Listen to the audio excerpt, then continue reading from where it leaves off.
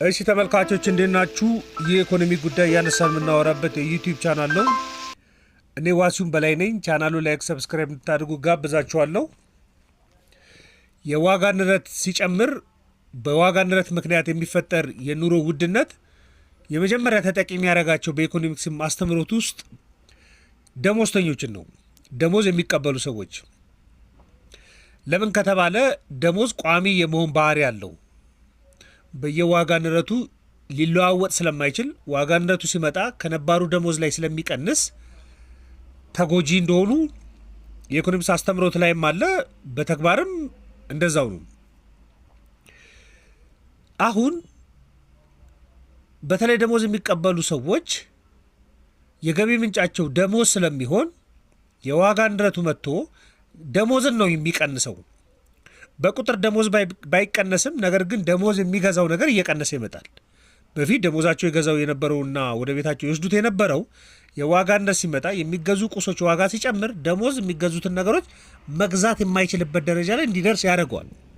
ለዚህ ነው ዋጋ ንረት የመጀመሪያ ፊክስድ ኢንከም ያላቸውን ሰዎች ይጎዳል።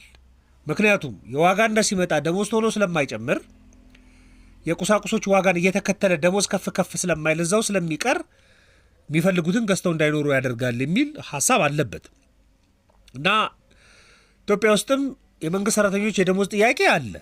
የመንግስት ሰራተኞች ብቻ ሳይሆን የሰራተኞችም የደሞዝ ጥያቄ ሊኖር ይችላል። በግል ሴክተር ላይም ሊኖር ይችላል። አንዴ ማክሮ ኢኮኖሚ ላይ ዋጋ ንረት አለ ማለት ሁሉም ላይ ነው ተች የሚያደርገው። በዋናነት ግን በመንግስት መስሪያ ቤት የሚሰሩ ሰራተኞች የደሞዝ ጥያቄ በብዛት አለ። በቅርብ ጊዜም በጣም ብዙ ጥያቄዎች እመለከታለሁ። እኔም እንደ ኢኮኖሚክስ ብዙ ጥያቄዎች ይመጣሉ። ስፔሲፊክሊ ስለሆነ ሴክተር ለማውራት ሳይሆን የፈለግኩት እኔ እንግዲህ መንግስት ደሞዝን እንዴት ነው የሚያየው የሚለውን ጉዳይ መመልከት ፈልጌያለሁ ከተወሰኑ የማክሮ ኢኮኖሚ ሀሳቦች እና ማይክሮ ኢኮኖሚ ሀሳቦች አንጻር። እንግዲህ ደሞዝ ለሚሰራ ስራ ተገቢውን ክፍያ መፈጸም ማለት ነው። ዝም ብሎ ደሞዝ የሚለውን ቃል ከተመለከት ነው ሰዎች ለሚሰሩ ስራ ተገቢውን ክፍያ መክፈል የሚለው ነገር ግን ይሄ ትርጉም መንግስት ጋር ሲሄድ ባህሪው ለወጥ እንደሚል ይሰማኛል። ለምን ከተባለ በመንግስትና በሰራተኞች መካከል ያለው ድርድር በጣም ደካማ ነው። ተቀጣሪዎች የመደራደር አቅም የላቸውም። የመደራደሪያ ነጥቡን የሚያቀርበው መንግስት ነው። ለምሳሌ በ5,000 ብር ቀጥራለሁ ካለ 5,000 ብር ነው፣ እባክህ ከፍ አድርገው ዝቅ አድርገው ብሎ መከራከር የሚቻል አይደለም። ስለዚህ ተቀጣሪዎች የመደራደር አቅም የላቸውም። በባህሪው እንደዛ ነው። ቀጣሪዎችም የመንግስት ተቋማቶች ከሆኑ የመደራደር አቅማቸው በሆነ ተቋም ላይ የቆመ ነው። ሴንትራላይዝድ የመሆን ባህሪ አለው። በቃ ለዚህ ስራ ይሄ ነው ደሞዙ ከተባለ ቀጣሪም አይደራደርም፣ ተቀጣሪም አይደራደርም። የፖሊሲ ማዕቀብ ያለበት ነው። በጣም ጥብቅ የሆነ የፖሊሲ ማዕቀብ ያለበት ነው። የደሞዝ ሬት ይሄ መሆን አለበት፣ የደሞዝ ግብር ይሄ መሆን አለበት በሚል በፖሊሲ የሚቀመጥ ስለሆነ እንደ ፖለቲካም ልትወስዱ ትችላላችሁ። የኢኮኖሚ ጉዳይ ብቻ አይሆንም፣ የፖለቲካ ጉዳይም ይሆናል ደሞዝ አብሮ። በተለይ የመንግስት ተቋማቶች አብዛኞቹ አገልግሎት ሰጪ ተቋማቶች ስለሚሆኑ እንግዲህ አገልግሎት ሰጪ ተቋማቶች ከየት እየሰበሰቡ ወዴት ነው የሚወስዱት ነው ጥያቄው። ለምሳሌ ግብር ከሚከፍለው ሰው ግብር የሚሰበስቡ ከሆነ ግብር የሰበሰቡትን ግብር ለከፈሉ ሰዎች አገልግሎት ማቅረብ ነው። እዚህ መካከል ከግብር ከፋዩ ገንዘብ ሰብስበው ደሞዝ እየከፈሉ ለሰራተኞች ከፍለው ስራ ያሰራሉ ማለት ምን ማለት ነው? መሀል ላይ እንደ አገናኝ ልትቆጥሩ ትችላላችሁ።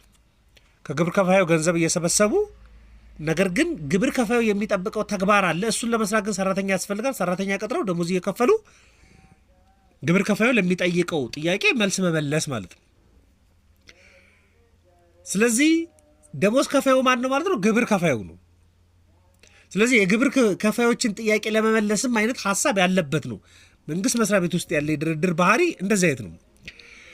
የመንግስት ተቋማቶች እኔ እንደ ዌልዝ ዲስትሪቢዩሽን እንደሚቆጥሩትም ደግሞ ይሰማኛል። ደሞዝን እንደ ዌልዝ ዲስትሪቢዩሽን በቃ ሀብት እንደ ማከፋፈያ መንገድ አድርገው እንደሚቆጥሩት ይሰማኛል። ሀብት ለመፍጠር የሚከፈል ክፍያም እንደሆነ እንደሚያስቡት ደግሞ ይሰማኛል።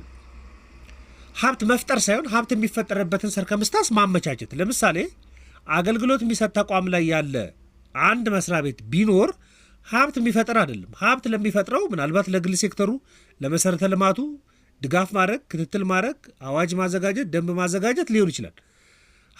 ሀብት የሚፈጠርበትን ሰርከምስታንስ ማስተካከል አይነት ባህሪ ያለው ነው። አንዳንድ ሴክተር ሊኖር ይችላል። መንግስት መስሪያ ቤት ውስጥ የመንግስት የልማት ድርጅቶች አሉ፣ ሀብት ራሳቸው የሚሰሩ። ለምሳሌ በኢትዮጵያ አየር መንገድ ሊሆን ይችላል፣ ኢትዮ ቴሌኮም ሊሆን ይችላል። እነዚህ ጋር ቢኬድ የደሞዝ ባህሪው ለወጥ ያለ ሊሆን ይችላል። ምክንያቱም የመንግስት የልማት ድርጅቶች ናቸው ማለት ነው፣ ገቢ የሚያስገቡ ናቸው፣ ሀብት የሚፈጥሩ ናቸው። ሌሎቹ ግን ሀብት እንዲፈጠር ሁኔታ የሚያመቻቹ ናቸው። የማህበራዊም አገልግሎት የሚሰጡትን ተቋማቶች ብትጨምሩ ማለት ነው።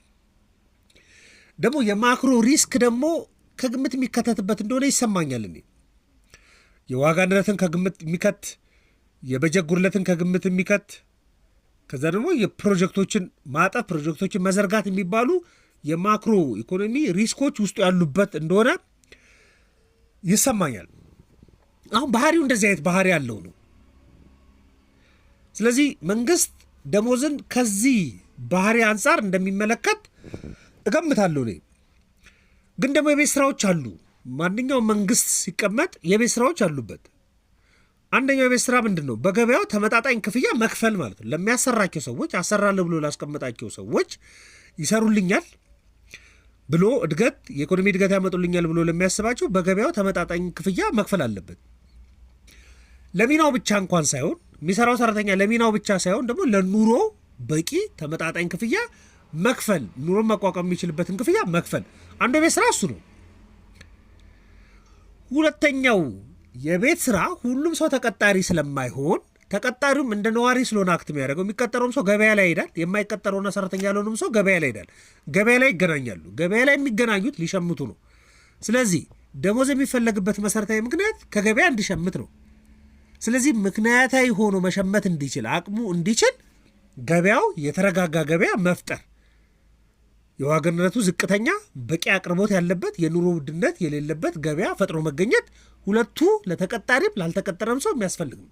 ሁለቱ መሰረታዊ የቤት ስራ ነው ለመንግስት፣ ለየትኛውም መንግስት፣ የኢትዮጵያ መንግስትም ለየትኛውም መንግስትም ተመጣጣኝ ክፍያ የሚከፍልበትን አቅም ፈጥሮ መገኘትና ተመጣጣኝ ክፍያ መክፈል፣ ዋጋው ላይ ገበያው ላይ በዛው ዋጋ ልክ ተፎካክረው ሸምተው ማደር የሚችሉ ሰዎችን ቀጥሮ ማሰራት፣ ወይ ደግሞ የቀጠራቸውን እዚህ ደረጃ ላይ እንዲደርሱ ማድረግ፣ ወይም ይህን ክፍያ መፈጸም ማይችል ከሆነ ግን ክፍያውን የሚቀበሉት ሊሸምቱበት ነው። ስለዚህ ገበያ ሲሄዱ ዋጋው ያልጨመረ ሸመታ ማከናወን እንዲችሉ አድርጎ መጠበቅ አለበት። ሁለቱ ቤዚክ አሳይመንት ነው። ሁለቱን አሳይመንት መስራት ይገባል። ሰራው ያልሰራውም ወይ ብዙዎቻችሁ የምታውቁት ነው።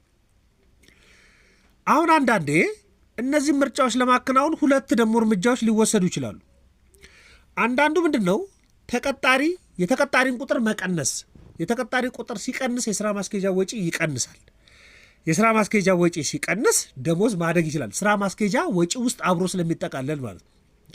ስለዚህ ጥቂት ሰዎችን ቀጥሮ ኢፊሸንሲያቸውን አሳድጎ በቂ ለሰሩ ስራ በሙሉ በቂ ደሞዝ መክፈል የሚባል አንድ ስትራቴጂ ሊኖር ይችላል። ወጪን ተመጣጣኝ እንዲያደርግ ያደርጋል። ነገር ግን በጣም ብዙ ሰራተኞችን የሚቀጥር ከሆነ ምን እያሰበ ነው ማለት ነው? ሀብት ማከፋፈል የሚባለውን ፕሪንሲፕል እያሰበ ነው። ለቦታው በቂ ደሞዝ የሚባል ሳይሆን ግን ደሞዝ መክፈል ማብቃቃት የሚል አስተሳሰብ ውስጥ ይመጣል። እዚሁ ላይ ደግሞ አንደኛው ስትራቴጂ ደግሞ ተደርጎ እንግዲህ እንደሚወሰድ ማምነው ምንድነው? ብዙ ቀጥሮ ስራ አጥነትን በመንግስት በኩል መቀነስ፣ አንድ ደግሞ ሀብትን ዲስትሪቢዩት የማድረግ አይነት እርምጃዎች ደግሞ አሉ። ዌልዝ በቃ ሀብትን በጥቂቱ እንኳን ማከፋፈል በሚል ይሄ ደካማ የሚባል ውሳኔ ነው። ስራ አጥነት በመንግስት ቅጥር ሊቃለል አይችልም። በየአመቱ በጣም ብዙ የሚመረቁ ሰዎች አሉ። መጀመሪያ የተመረቁ ኮምፕሌን ያላቸው በጣም ብዙ ሰዎች ይኖራሉ። ደግሞ ተወልዶ አድጎ ደግሞ ቁጥሩ የሚጨምር ሰው አለ። ወደ ሌበር ፎርስ ውስጥ እየገባ ይመጣ። ይህም በሙሉ ቀጥሮ ሊያቃለል አይችልም። የሰው ኃይል መመጠጥ ያለበት በግል ሴክተሩ ነው። በመንግስት ሴክተሩ ቁጥሩ ትንሽ ነው የሚሆን። ግን ብዙ ቀጥሮ ስራ አጥነትን ለመቀነስ መፈለግ፣ ተጨማሪ ተቋማትን ክሬት ማድረግ፣ በጣም ብዙ ዲሰንትራላይዝ ተቋማቶች መፍጠር፣ እንደዚህ አይነት ልምዶች አሉ። ስለዚህ የግል ሴክተሩን አለማጠናከር የሚያመጣው አይነት ምክንያት ነው። እነዚህ ሁለቱ ልምዶች በቀኝም በግራም እኔ እንደሚከናወኑ ይሰማኛል። አሁን ያለው የኢትዮጵያ ኢኮኖሚ ተመጣጣኝ ደሞዝ መክፈል የሚችል ነው ወይ የሚለውንም መፈተሽ በደንብ ነው የሚያስፈልገው። በቃ የዋጋ ንረት ከፍተኛ ከሆነ ሸመታ ላይ ያለ የዋጋ ንረት ከፍተኛ ከሆነ ብዙ ተቀጣሪዎች ላይ ኮምፕሌን መኖሩ አይቀርም። አይበጥርም አይበቃም መባሉ አይቀርም። በለፋሁት በተማርኩት በምሰራው ልክ ባለ በቤተሰብ ቁጥር ልክ ወደፊት መኖር በሚገባኝ ልክ ደሞዝ በቂ አይደለም የሚል ኮምፕሌን መነሳቱ አይቀርም። አሁን የኢትዮጵያ ኢኮኖሚ እኔ በጣም ብዙ ቅጥረኛ ሰራተኞች እንዳሉት ይሰማኛል። ኢኮኖሚ በጣም ብዙ በሲቪል ሰርቪስ ውስጥም በጣም ብዙ ቅጥረኛዎች አሉት። ደግሞ ዝቅተኛ ገቢ ያለው ኢኮኖሚ እንደሆነ ደግሞ ይሰማኛል። ይሄ ምን እየፈጠረ ነው? በጣም ከፍተኛ የሆነ በጀት ዴፊሲት ኢኮኖሚ ያለበት ከፍተኛ ወጪ ያለበት ኢኮኖሚ ስለሆነ ከፍተኛ በጀት ዴፊሲት ያለበት ነው። ከወጪ መካከል ደግሞ ደሞዝ ከፍተኛውን ድርሻ የሚይዝ ነው። የዋጋ ንረቱን በራሱ ከፍተኛ የሆነበት ነው። እንግዲህ በብሔራዊ ባንክ የዋጋ ንረት እየቀነሰ እንደሆነ ቢቀመጥም ነገር ግን መሰረታዊ የሚባሉት ቁሶች ሰዎች የሚፈልጓቸው እነዛ ቤተሰብ ላይ የተሰበሰቡት ቁሶች ዋጋቸው ዝቅተኛ አይደለም፣ አሁንም በጣም ከፍተኛ ነው። ይሄ ችግር ያለበት ነው ኢኮኖሚ። አንዳንዴ እንደምን አድርጎ ይወስዳል ዋጋ ንረትን፣ ደሞዝ ጭማሪን የዋጋ ንረት አባባሽ ምክንያት አድርጎም ይወስዳል። አለመቻል አንድ ጉዳይ ነው፣ አባባሽ ምክንያት አድርጎ መውሰድም ደግሞ ሌላ ጉዳይ ነው። ያባብሰዋል ብሎ ያምናል። ከደሞዝ የሚነሳ የዋጋ ንረት ብሎ እንደማመን በኢኮኖሚክስ ፕሪንሲፕል ውስጥ እንዳለው ደግሞ በቀላሉ የማይታይ ደግሞ የፖሊሲ ሪፎርም ውስጥ ያለ ስለሆነ የና አይኤምኤፍም የኢኮኖሚ ፕሮሲጀር በቀላሉ ይሄ የሚፈቅድ ነው ብሎ ለመናገር እኔ ትንሽ አስቸጋሪ እንደሆነ ይሰማኛል። እሱ ብቻ ሳይሆን በጣም ብዙ ሰፊ ቀዳዳዎችም ያሉበት ነው ይሄ ኢኮኖሚ። የውጭ ቀዳዳዎች ግጭትም ያለበት ነው፣ ሰሜክስቴን ጦርነትም ያለበት ነው። አሁን የውጭ ቀዳዳዎች ግጭትም ጦርነትም ብቻ መኖሩ ብቻ ሳይሆን ምክንያታዊ የሆኑና ራሽናል ወጪዎች ናቸው ወይ በመንግስት እጅ ያሉት የሚለውንም በደንብ መፈተሽ የሚፈልግ ኢኮኖሚ እንደሆነ ይሰማኛል። እነዚህ ምክንያቶች አሉ። በእነዚህ ምክንያቶች ተነስቶ በጣም በቂ የሆነ ደሞዝ የመክፈል ስታተስ ኢኮኖሚ ያለው ወይ ብሎ ለመናገር ትንሽ ያስቸግራል። የማኔጅመንት ሚሹ አለበት፣ የማክሮ ሚሹ አለበት፣ የፖለቲካ ሚሹ አለበት። ደግሞ ፖለቲካሊም ደግሞ የተወሰነ ግምትም ደግሞ የሚወስድ እንደሆነ ደግሞ ይሰማኛል። ደሞዝ ለመጨመር መሞከር ጥያቄው ማስፋት ነው ብሎ አይገምትም ብሎ መናገር አይቻልም። ምክንያቱም በብዙ የሲቪል ሰርቪስ ስርዓቱ የደሞዝ ማነስ ያለበት ነው። ሁሉም በደሞዝ ሳትስፋይ የሚሆን ነው ብሎ መናገር አይቻልም። ስለዚህ ጥያቄዎቹን በሂደት መመለስ የሚቸገር ከሆነ ወይ ደግሞ ጥያቄዎቹን ለመመለስ በሞከረ ቁጥር ተጨማሪ ጥያቄዎች እየፈጠረ አለመምጣቱን ለማረጋገጥ የሚፈልግም እንደሆነ ይሰማኛል። ምናልባት ይሄ የፖለቲካል ኢሹ ሊሆን ይችላል። ደግሞ ምርጫ የለውም ወይ? ሁሉም ጉዳይ በደሞዝ ብቻ ነው ወይ መልስ የሚያገኘው? ሰራተኞችን ሰብሲዳይዝ ማድረግ የሚችልበት ዌጅ የሚባለው ነገር አለ። ሰራተኛው ደሞዙን የሚፈልገው ለምኑ ነው? የሚፈልገውን ለመሸመት ነው። የዛን ጊዜ ዌጅ ይባላል። ስለዚህ ሁሉም ጥያቄ መልስ በደሞዝ ብቻ ላይሆን ይችላል። ምናልባት ተመጣጣኝ የሆነ የትራንስፖርት አገልግሎት እንዲያገኙ ማድረግ ሊሆን ይችላል። ለመንግስት ሰራተኞች ተመጣጣኝ የሆነ የትራንስፖርት አገልግሎት እንዲያገኙ ማድረግ፣ ተመጣጣኝ የሆነ የቤት አገልግሎት እንዲያገኙ ማድረግ፣ ምናልባት በኪራይ የሚቀርቡ ሊሆኑ ይችላሉ። ሌሎችም ምርጫዎችን በመጠቀም አፎርዴብል የሆኑ ሀውስ ቤቶች እንዲያገኙ ማድረግ። ምክንያቱም ዲሰንትራላይዝ ስለሆነ ሲስተሙ በጣም የሚበተን ስለሆነ ወደ ወረዳ ሲወሰዱ የወረዳው ጫና ይሆናል ማለት ነው። ስለዚህ ወረዳዎች ይህን ጉዳይ ማመቻቸት የሚችሉ ከሆነ ምናልባት እንደ ሜካኒዝሞችን መጠቀም የሚቻል ከሆነ የማይቻል ብሎ መናገር አይቻልም። ምግብም በራሱ አፎርዴብል የሆነ ምግብ ለሰራተኞች የሚቀርብበትን ሁኔታ ማሰብ እኔ መጥፎ ነው ብዬ አላስብም። እንደዚህ አይነት ሪኮሜንዴሽን መጥፎ ነው ብዬ አላስብም። ለምሳሌ የካፌ አገልግሎቶች በመንግስት በተወሰነ መጠን ሰብሲዲ ሊደረጉ ይችላሉ።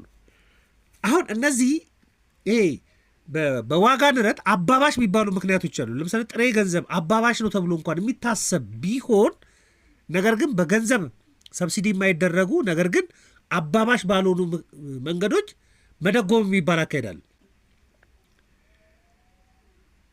ለምሳሌ በጣም ተመጣጣኝ ምግብ እንዲቀር በካፌዎቻቸው እንዲቀር ማድረግ ማለት በቀጥታ ገንዘብ ፍሌመብል አይሆንም ገበያ ውስጥ ሄዶ ነገር ግን መደጎም የሚቻልበት ነው። እሱ ሜካኒዝም ማሰብ መጥፎ አይደለም። ሰራተኞች የብድር ዋስትና እንዲያገኙ መንግስት ዋስትና እስከቻለበት ልክ ድረስ ዋስትና የሚሰጥበትም ሁኔታ መፍጠር በጣም ያስፈልጋል። ተጨማሪ ስራ መስራት የሚፈልጉ ከሆነ ተጨማሪ አማራጭ የሚፈለግ ከሆነ አፎርዴብል በሆነ መልኩ የብድር ዋስትና የሚያገኙበትን ሁኔታዎች ዋስትና መስጠት ማለት ነው። እነዚህም ስራዎች ቢታሰብባቸው እኔ መጥፎ ነው ብዬ አላስብም። አላዋንስ ማድረግም በኪራይ ሊሆን ይችላል፣ በትራንስፖርት ሊሆን ይችላል። ሰራተኞችን አላዋንስ የሚያደርግበትን ሜካኒዝም ማሰብ ይችላል። ኢቭን የታክስ መጠን ላይ አጀስትመንት መስራትም ደግሞ ይቻላል። እንደዚህ አይነት ለምሳሌ ዲሳትስፋይድ የሆኑ የመንግስት ሰራተኞች በጣም ሳትስፋይድ የሆነ አገልግሎት ይሰጣሉ ብሎ ለመናገር ትንሽ ያስቸግራል። ኮሚትመንት የሚጠበቅ እንኳን ቢሆንም ነገር ግን ኮሚትመንትም የሆነ ልክ ድረስ ሊኖረው እንደሚችል ማሰብ በደንብ ያስፈልጋል። ምክንያቱም ደሞዝ ማለት ድራይቪንግ ፎርስ ነው ለመስራት ለአቅም ማለት ነው። ስለዚህ በጣም የመንግስት ሰራተኞችን ዩቲላይዝ ለማድረግ የሚታሰብ ከሆነ እነዚህን አማራጮች ቀጥታ ፍሌቨብል አያደርጉትም ተብሎ የሚታሰበውንም አማራጭ በመጠቀም እኔ መስራት አስፈላጊ እንደሆነ ይሰማኛል። በጣም ብዙ ጥያቄዎች ስለመጡ ትንሽ በተወሰነ መልኩ ጀነራላይዝ አድርጎ ሀሳብ ለመስጠት ነው። ማንኛውም ሀሳብ አስተያየት ካላችሁ ዘኢትዮጵያ ኢኮኖሚስት ቪው ልንወያይበት እንችላለን። ነበረን ቆይታ ከልብ አመሰግናለሁ። መልካም ቀን።